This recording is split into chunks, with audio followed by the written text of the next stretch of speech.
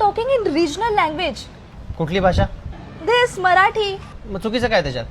C I know आपण महाराष्ट्रात राहतो, पण talking in Marathi in front of clients is so unprofessional. It's so गावठी.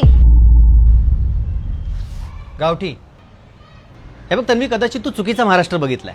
आम्हा महाराष्ट्रीयांना इंग्लिश बोलता येत नाही अशातला भाग नाही, पण आम्हाला स्वतःची भाषा बोलायला कधीच लाज वाटत नाही. या महाराष्ट्राच्या मातीला असे महाराज लाभले ज्यांनी हिंदू, मुस्लिम आणि इतर जातीच्या लोकांना एकत्र घेऊन स्वराज्याची स्थापना केली. आणि त्यांचा मुलगा छत्रपती संभाजी महाराज, त्यांना 13 भाषा येत होत्या, तरी कुठल्या भाषेचा अपमान नाही केला. अरे बाहेरच्या देशांमध्ये म्युझिकल सिनेमा आत्ता बनतोय, पण आमच्याकडे संगीत नाटकं पूर्वीपासून बनत आली आहेत आणि आजही प्रेक्षक त्याला डोक्यावर घेतात. अरे ह्या जगात स्टँडअप कॉमेडियन्स किती पण असू देत, पण आमच्याकडे सगळ्यांचा बाप होऊन गेलाय, ते म्हणजे पु ल देशपांडे. भारताची पहिली महिला डॉक्टर सुद्धा आमचीच, क्रिकेटचा देव सुद्धा आमचा आणि गायनाची कोकळं सुद्धा आमचीच. माणसांना माणसांसारखं जगवणारे 2 बाबा या महाराष्ट्रात झाले. माणसांसोबत प्राण्यांनाही माणुसकीने वाढवणारे डॉक्टर प्रकाश बाबा आमटे इथे झाले आणि भारताचं संविधान लिहिणारे डॉक्टर बाबासाहेब आंबेडकर सुद्धा इथेच झाले. अरे एलेला सिम्फनीमध्ये गाणं रेकॉर्ड करायला पोहोचले आमचे अजय अतुल.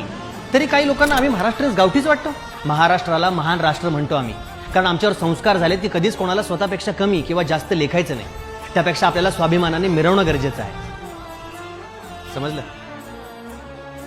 येतो. जय महाराष्ट्र. जय महाराष्ट्र.